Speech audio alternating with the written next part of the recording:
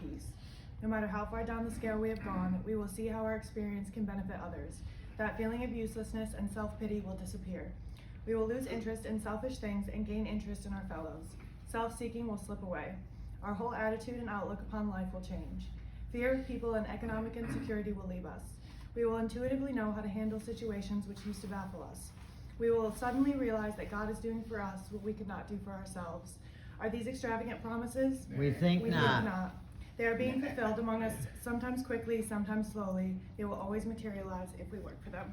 Thanks, Tasha. Dan, Oh boy. be nice. Yes. Hi, everybody. I'm Janice, and I'm a grateful recovering alcoholic and addict. I'm so very proud of my husband. This is the first time he's ever told his story. We've been together almost 30 years. I'm going to try not to cry. We've had a lot of trials and tribulations, but we're still here standing. And I hope that his story will touch somebody, if not all of you. He's my soulmate, my best friend. He's my hero. And he's the best father and grandfather anybody could ask for. And I'm just grateful to be here with him and sharing this night with him. And let's show Walt some love, can we?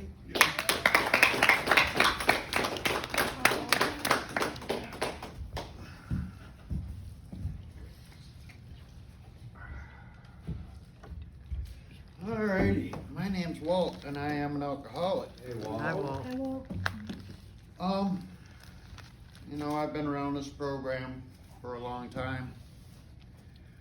And it took me a long time to get this program and to understand that you have to work a program and live a program to have a spiritual life today.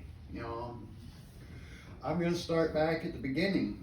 I was born the youngest of 7. My parents had 6 children in 7 years, and then 5 years later had me. My mom pretty much said that I was an oops, that she hadn't planned for me. I had siblings that were in charge of raising me that didn't want to be in charge of raising me. I had parents that were pretty much workaholics. They worked in a factory 40 plus hours a week, plus had a 96-acre farm and 7 children. You know, but I felt like I was the one that fell between the cracks. My parents were always working. My brother and sister didn't want to take care of me. And they definitely let me know that anytime I would do something wrong, that they were going to tell my parents if I didn't do what they wanted. And life continued that way for, you know, quite a while. And then I started to, you know, I had older brothers that got into smoking cigarettes and other things. And I learned at a very young age about addiction. I learned to be addicted to cigarettes at about 8 years old. There were other things that I found myself addicted to that were unhealthy for me. And then when I was about 10 or 11 years old, something happened to me. You know, I was brought up in a religious upbringing. My parents sent me to a Lutheran school for 9 years of my life, and I felt like I had religion shoved down my throat. You know, I'm grateful today that I know that from the moment my mother conceived me, that she was praying for me. I know that I have had God in my life from the beginning. And I know a lot of people haven't had that. You know, and many times, the problem I had was with my addictions is that they drove me away from my higher power. They made me feel like I was going to go to hell, no matter what I did.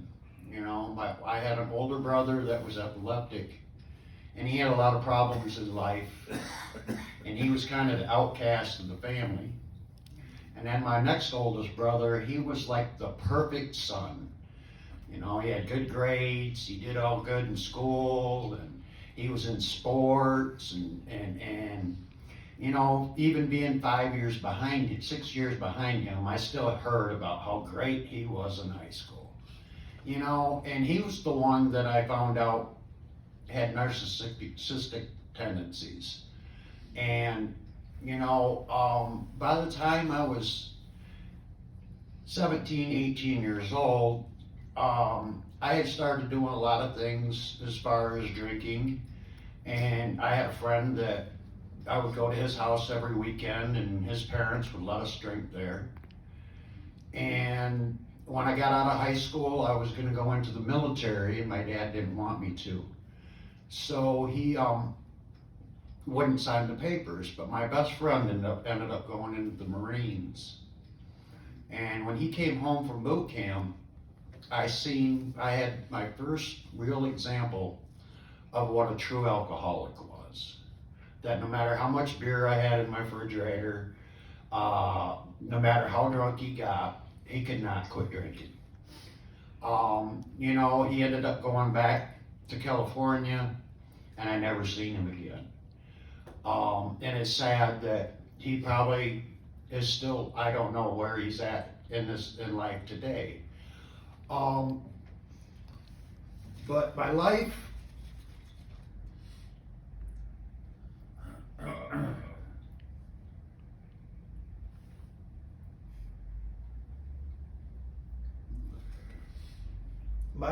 when I turned probably 20, 21, I started hanging out. I was a workaholic and a functioning workaholic and alcoholic.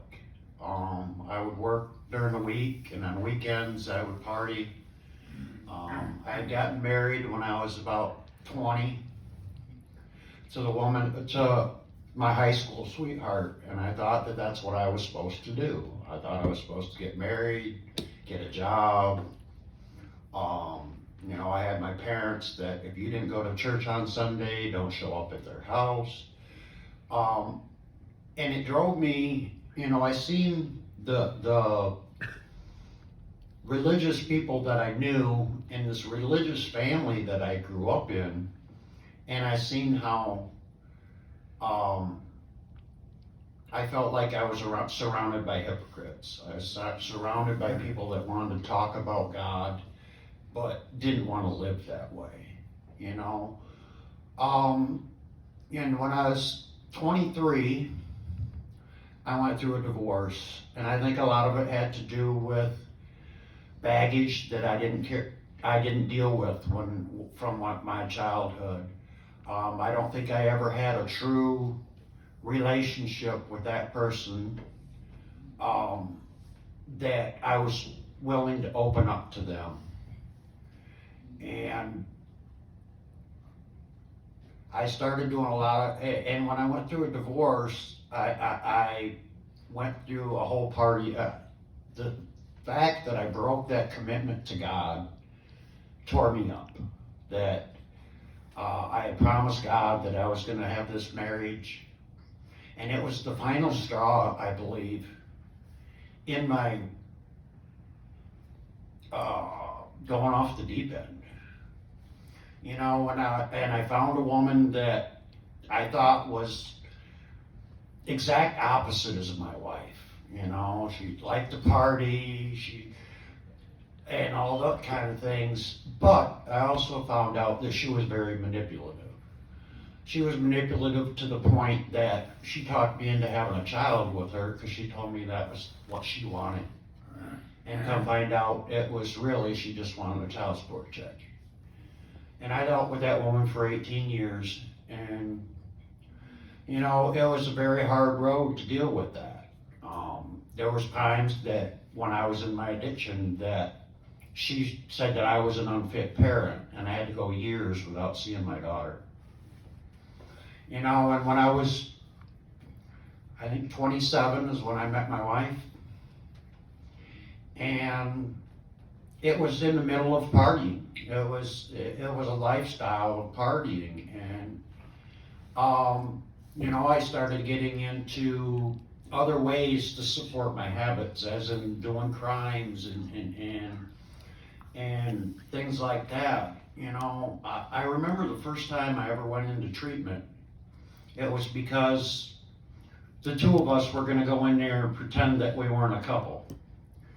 And, you know, that was my first experience with AA. And by the time I left there, I started to have a little bit of grasp of what the program was about. But with my addiction and my alcoholism, every time I got around certain things, I was off and running again. But our lives got pretty chaotic.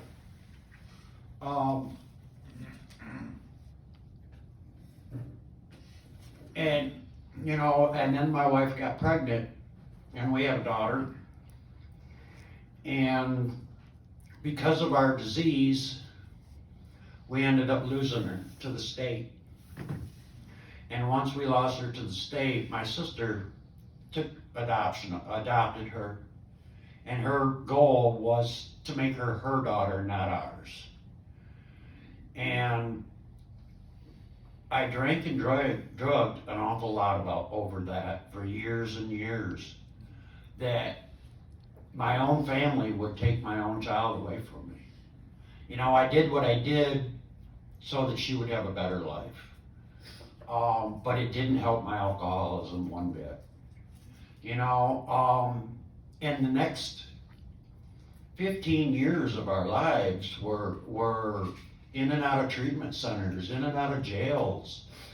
You know, I ended up with a very large, long criminal record. I drove everywhere I went with no license. I constantly watched the rearview mirror. You know, but through the years, I've been in this program for probably 25 to 30 years, in and out. And there were times that I have significant amounts of sobriety. And there were times that I would have a good relationship with my higher power, and I would work on myself. But that gorilla that was on my back, every time it got a chance, it would take me back down again.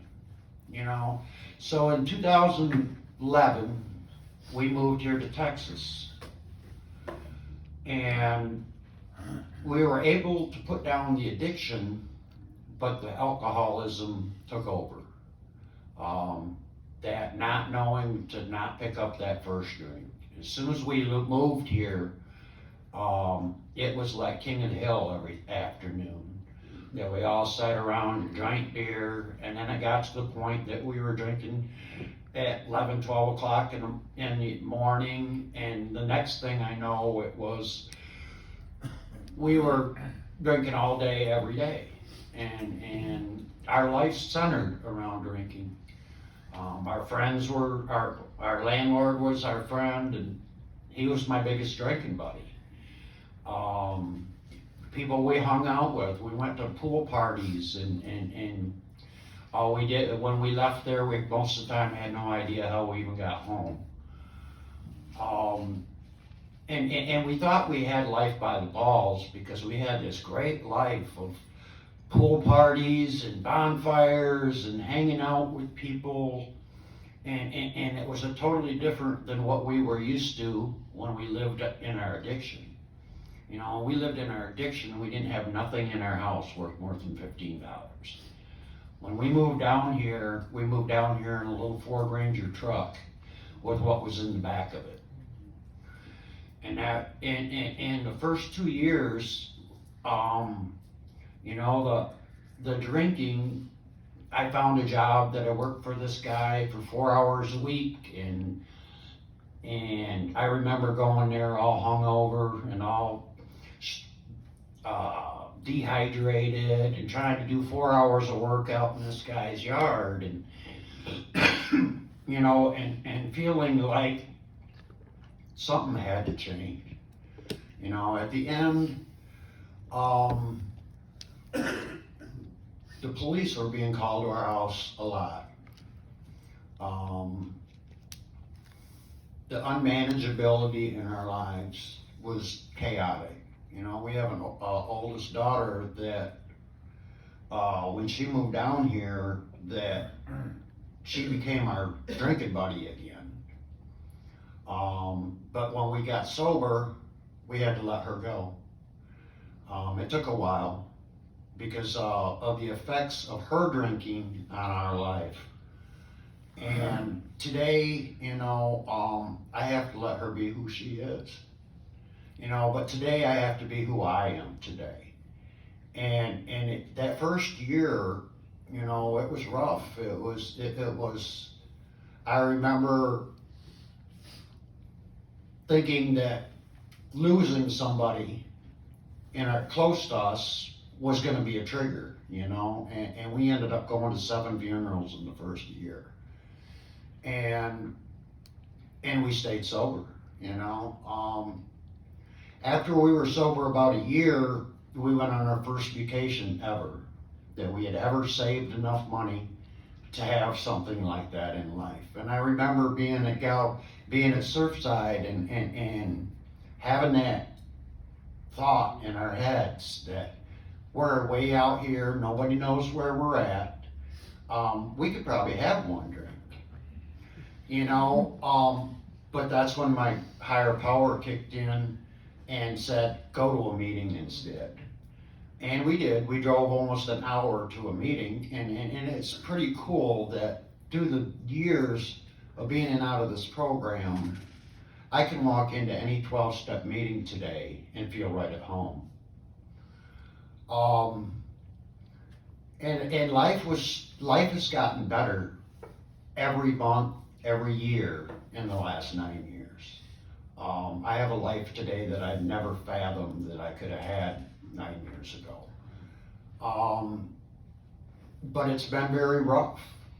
There's been a lot of life's challenges that made me want to drink, or tells my brain that a drink would be a good idea. You know, I still have them days when it's hot outside and I work in my yard, the beer still sounds good every once in a while. But I have to know that if I put one drink in me, I'm off to the races. I know where my life will go. I've dragged myself into this program too many times from the gutter. There was times that I would have a year of sobriety, or 13, 14 months, and I would have that spiritual connection with my higher power, but it just wasn't strong enough to defeat my addiction. And today I have a relationship with my higher power that I know that he will keep me from that first drink. As long as I do the footwork today, as long as I do the things that I'm supposed to do. That recovery today is so much more than just staying sober. I know God has a plan for me today, and drinking's not it.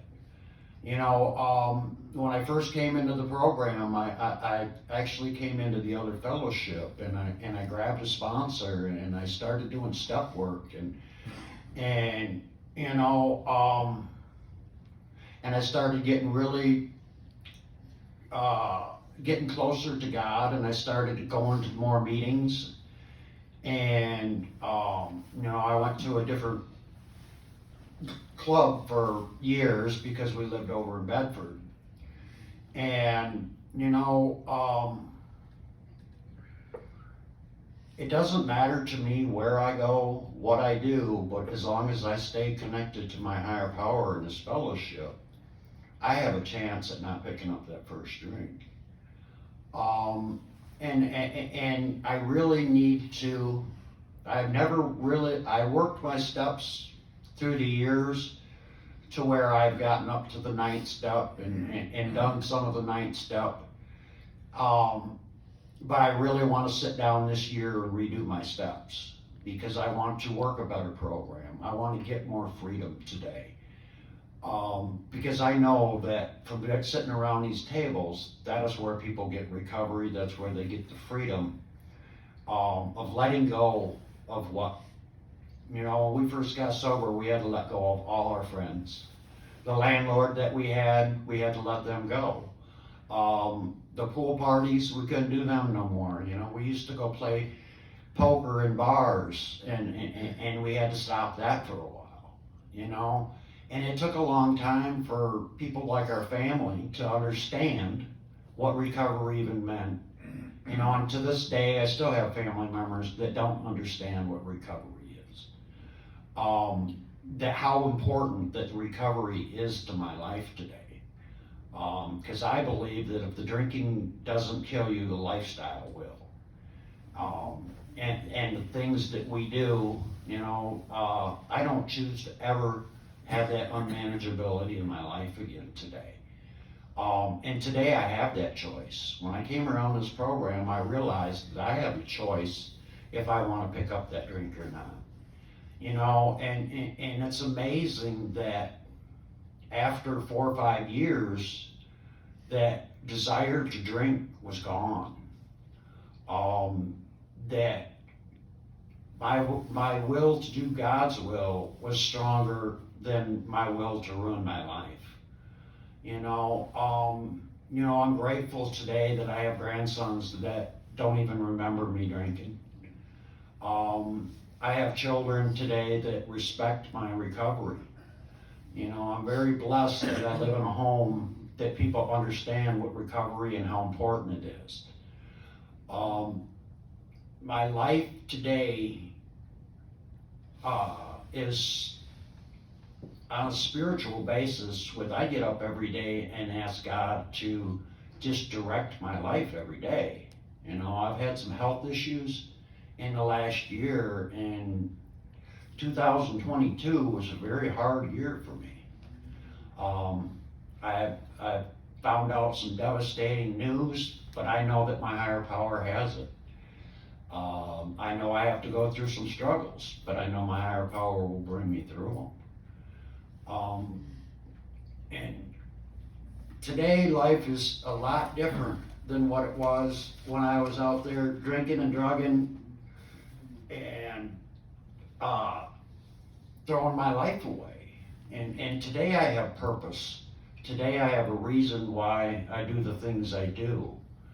And you know, it's been a long road in our family with me and my wife being addicts and alcoholics together.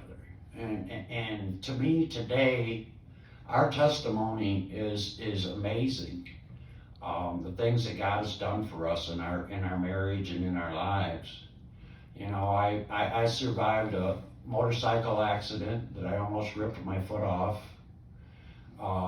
I've survived a brain tumor that would curl me up in a ball on the floor with headaches. You know, when I had my accident, I found out I had high blood pressure. It drove me into critical condition.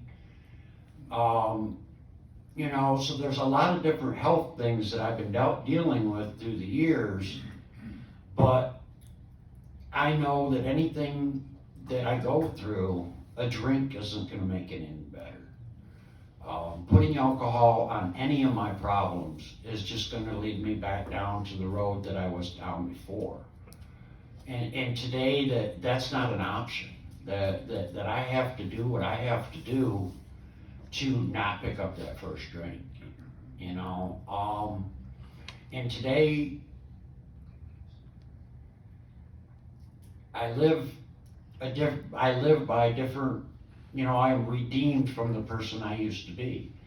When I was out there drinking and drugging, I was not somebody I was happy with. I hated myself. I hated my life. I wanted to die. Today I have purpose in my life. Today I have meaning in my life. And I hope that all the misery that I've been through in my life, that maybe it can help somebody else. You know, because I hope that other people that come around these tables don't have to go to the bottoms that I went to. Because life was pretty bad when you want to die every day. And when you want to just give up on life and you have no clue of what's coming next. And all you see is destruction and misery. And today I don't live that way. today I live at freedom from that I have a higher power that helps me through every decision I make, every problem I go through. But it took a lot of work in this program to get that relationship. I had to work steps and get rid of the things that held me back from my higher power. I had to accept that the things that happened to me happened to me by spiritually sick people. And just like I was spiritually sick and did spiritually sick things, that maybe that was the case with them. I've had to learn to let go of my family because they will probably always think that I am nothing but an alcoholic and a drug addict. I have nephews and nieces that struggle today with addiction and alcoholism. And today they take inspiration from me and my wife. All the people that we knew back when we were drinking and drugging are so proud of us today that we don't control our lives like that anymore, that we're not the people that we used to be.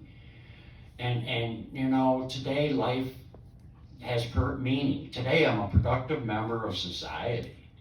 That job that I had that was 4 hours a week ended up being 20 jobs working for people 3 to 5 hours a day. And God has always even being on disability, God has always taken care of me financially. Sometimes it hasn't been easy. A lot of the finances have been hard. But I am one of them people that can say them promises do come true if you work this program. Because every one of them promises are golden to me today. I was worried when I got diagnosed with my diagnosis that it was going to ruin us financially. And once again, God stepped in, and actually we're doing pretty good right now. I'm not able to work like I used to work, so I spend a lot of time sitting around by myself. And when COVID hit, we quit going to meetings, we quit going to church. I quit having that spiritual input in my life. And it drove me to a low point. It drove me almost to a drink. It was about Mother's Day of last year. I came really close to a drink. And I'm grateful today that my higher power stopped me from drinking. But he also told me that I needed to come back to meetings. He told me that I had to get back involved with the fellowship because that's his plan for me. To use all the bullshit that I've been through to help other people.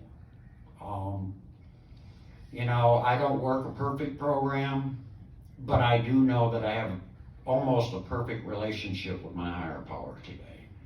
That when I get up in the morning, I ask him to guide my day and to use me any way he can.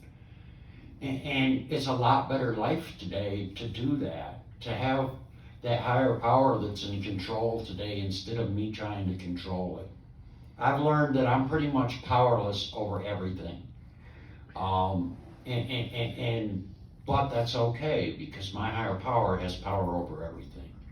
Just like material things, when I came into this program, we didn't have a whole lot of material stuff. But through the years, God has truly blessed us with many material things.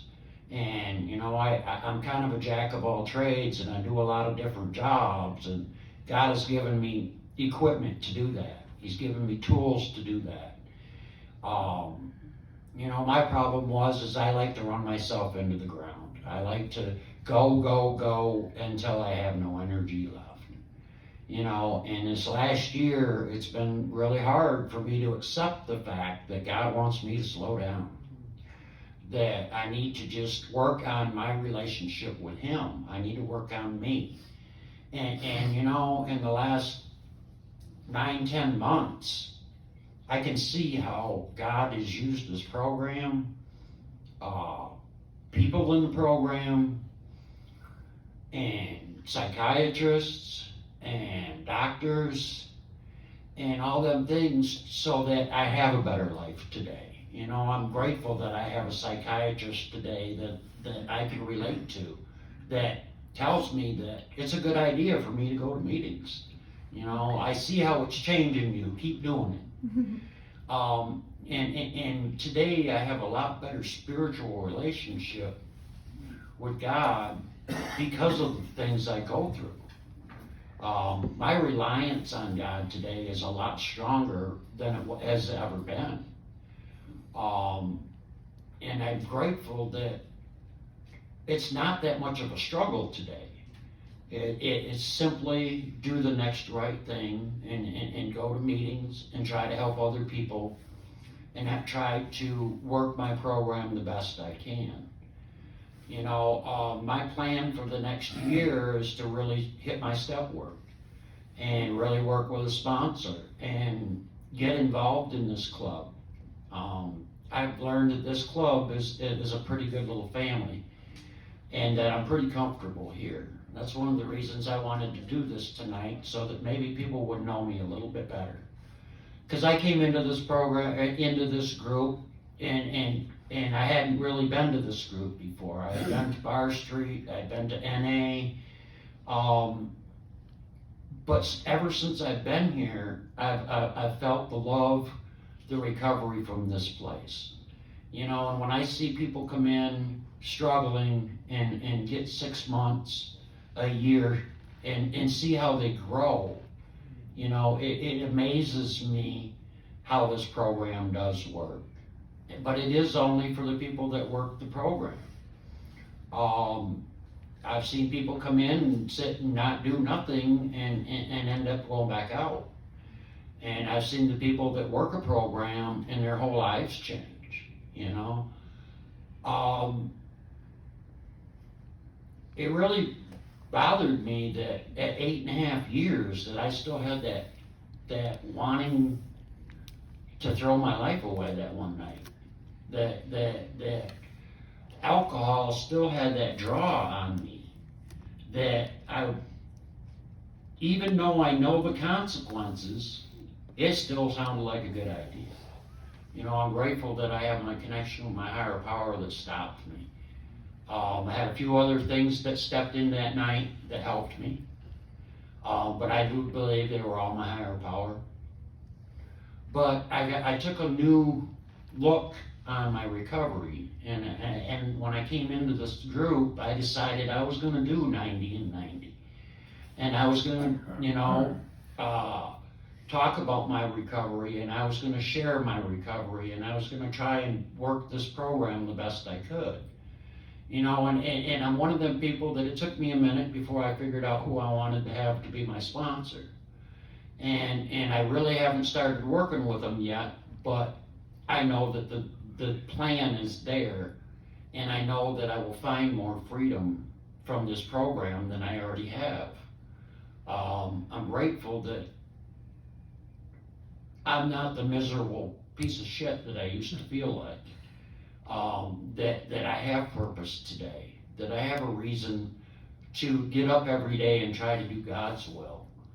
You know, life has a lot of surprises and a lot of things that get thrown at us.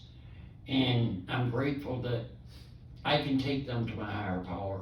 I can ask his guidance and get it from him today. Recovery has been a whole journey of rediscovering myself and rediscovering of why I am who I am and why I do the things I do. You know, today I am redeemed from the person I used to be. I would never think about doing the things that I used to do because I know that isn't what my higher power wants for me today. You know, I used to be a liar, a cheat, and a thief. And today I don't have to be that. You know, I have people that I work for that pay me $20 an hour to clean flower beds and respect me today. And every one of them knows that I'm a recovering alcoholic. Every one of them knows that I go to meetings. Every one of them knows about my health concerns, and that they all pray for me. You know, I have good people in my life today, because I try to be a good person. You know, I still struggle with people that are alcoholics. They drive me crazy. You know, when I see somebody drunk and I see the way they're acting, I don't know if it reminds me of what I used to be like, or it just makes me angry at the disease of alcoholism. And I wish that we could just give this serenity to some other people. But I've learned that they have to want it. You can't make anybody come into recovery if they don't want it. You know, at the beginning, all I knew was I could change me. I couldn't change anybody else. Really, I can't even change me. All I can do is turn it over to God, and God can change me. And today I believe God has changed me from who I used to be. Today I try to use my experience, strength, and hope to help the newcomer, to help people grow in their recovery. And to see what this fellowship has grown from. You know, I have a first edition AA book, and as I look through that, I look at the first few people that were in this fellowship, and how much they relied on God, and how much they relied on their spirituality, and how much they just believed in brotherly love. And today, those are some of the strongest things in my recovery today, is the fact of brotherly love, just helping other people, just to help other people. You know, I used to try to think, if I do this, this person will do that for me. Today, I do things expecting nothing in return. Because a lot of times that's what I get in return anyways, but, you know, but today I don't put expectations on people. I've learned that expectations learn to resentments, and faith conquers fear. The more faith I have, the less fear I have. And today I live a pretty fearless life as far as what this world can do to me.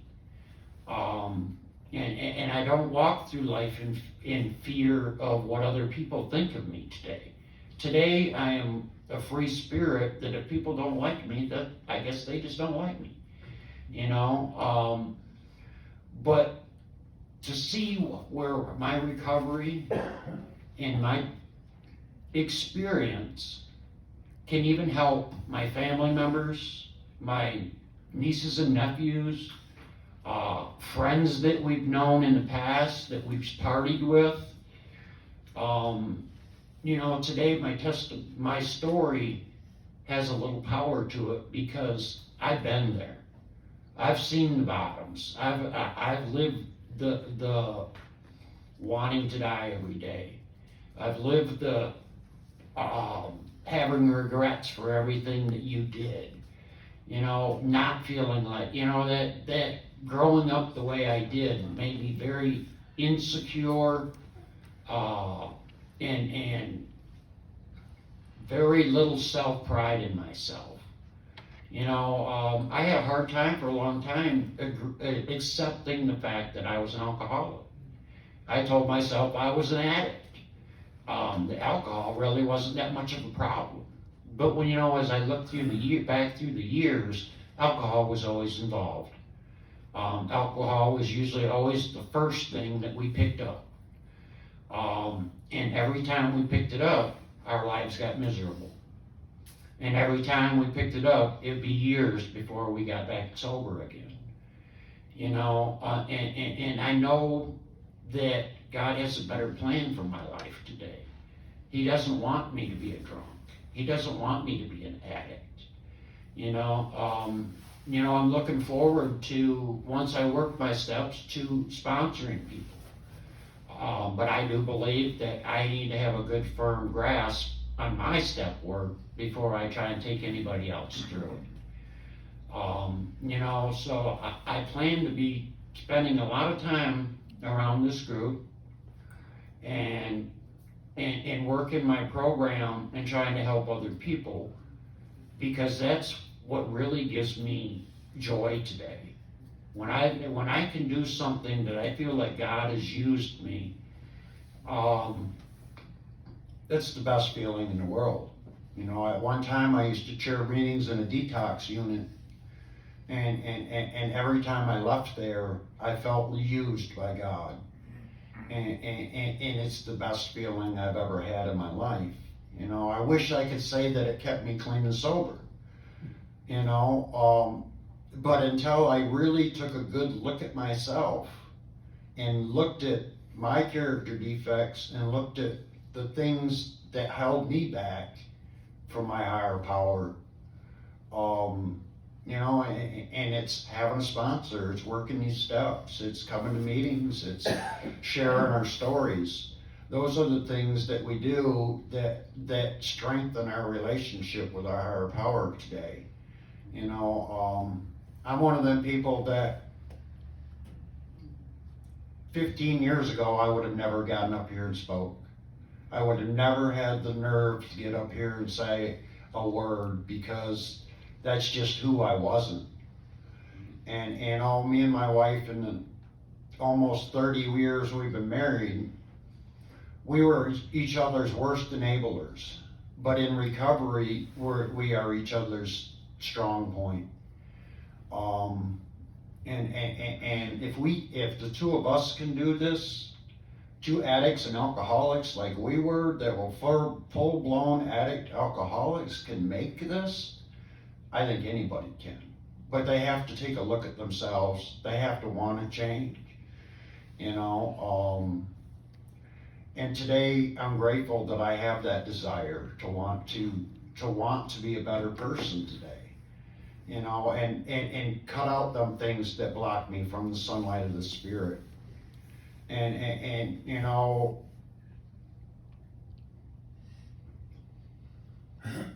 I can't believe the life that I have today compared to where I was 9 years ago.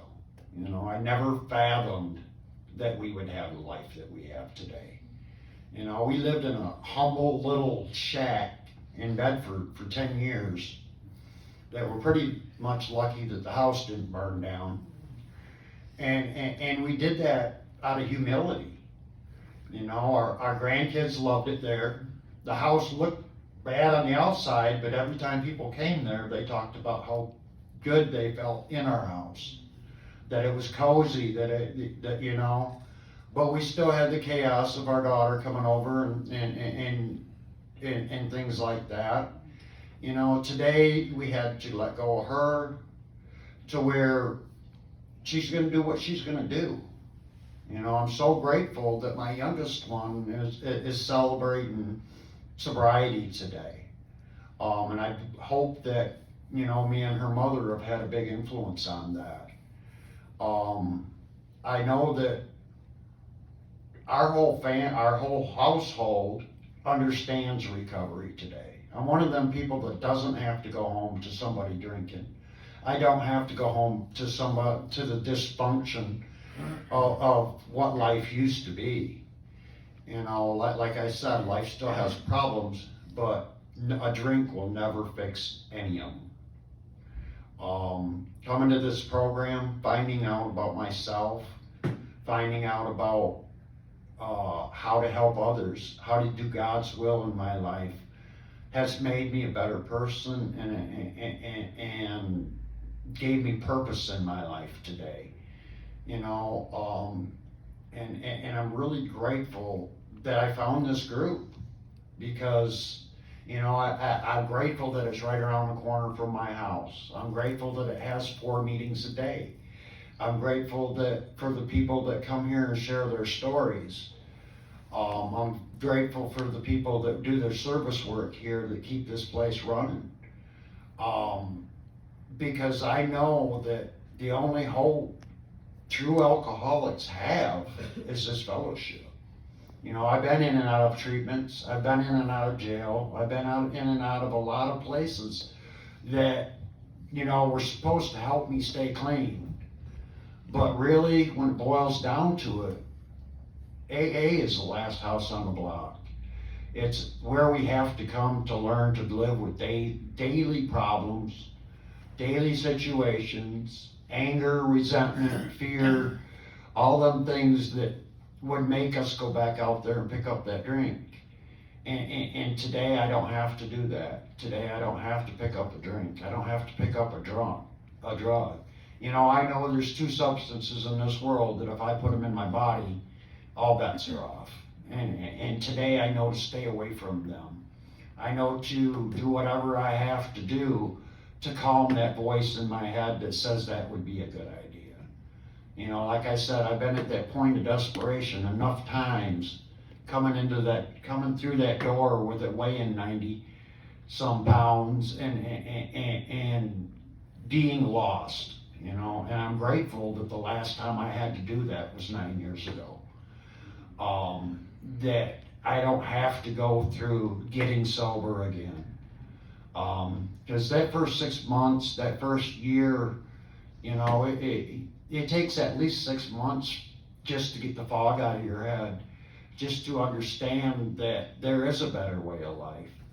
And I'm grateful today that I know that there's a better way of life, and that by working this program and trying to do the best that I can, that my higher power constantly talks to me. You know, I've picked up other books that help me to grow my relationship with God.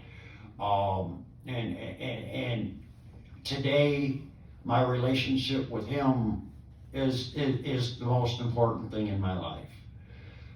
Because if I don't have that, I don't have sobriety, I don't have serenity, I don't have peace, I don't have that fear gone.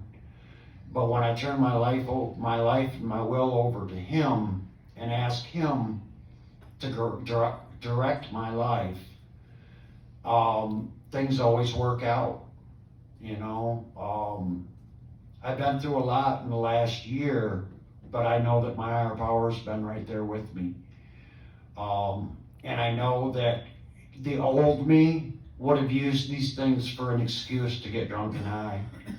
And the new me, that's not an option today.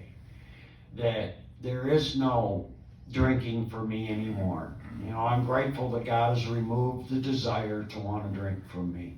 That I know that if I play the tape all the way through, I know where it's going to lead me, and I know that it's going to disconnect me from my higher power.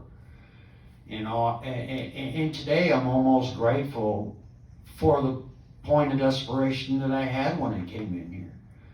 Because if I wouldn't have had that point of desperation that last time, I wouldn't have been willing to do what it took to stay sober. And today I am willing to do what it takes to stay sober. I'm willing to do what it takes to help other people stay sober. I'm willing to get out of myself to try and help other people. And by doing that, it gives me purpose in life. It gives me a meaning in life. It gives me something to look forward into the future. You know, I've been working with a couple people that are new in recovery, and I'm discovering new things about myself by doing that. You know, I see people see where I am today, and they can't even fathom what I used to be like. You know, I still haven't forgotten what I used to be like. I still don't forget them times in treatment. Court ordered. I've been in probably at least 6 treatment programs. I've probably been to jail at least 12 times. And today I'm a different person than that. I haven't broken out in handcuffs in a long time. You know, I haven't had the police call to my house in quite a long time. You know, I don't have to drive looking in that rearview mirror anymore. And today, I have a peace about me today that I know my higher power is in control.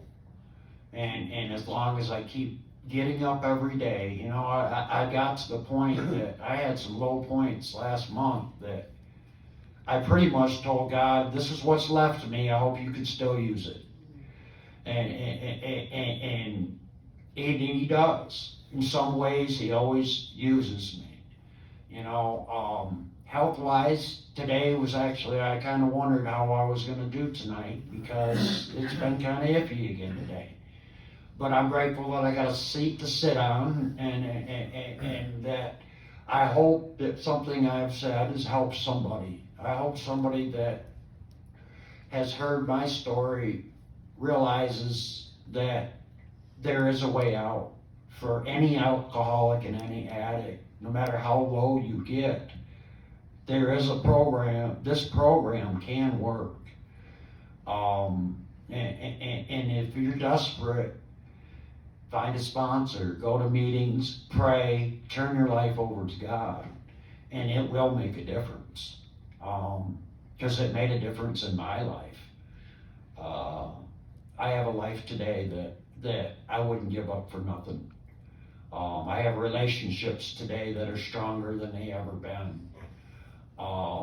You know, I have kids that love me and respect me today, where I don't feel like when I was back out there using and drinking that I was a very respectable parent. You know, I lost my daughter at 5 years old and my sister. I lost the other one at probably about 6 or 7 because of my behavior. And it took years before I got them back. And today I'm grateful that God found a way to bring my children back to me, to bring the relationships back to me that I lost because of my alcoholism and my drug addiction. And today life is pretty good. You know, I get up every day and do God's will, and my life continues to get better. But I can't just be stagnant. I can't just sit in my misery and expect things to get better. You know, so I found since coming back around the program, I'm a lot better person today. I'm a lot happier person today. I can accept things a lot more today. And it makes me a better person today. So I think that's about all I got. I hope that something I said helped somebody. Thanks,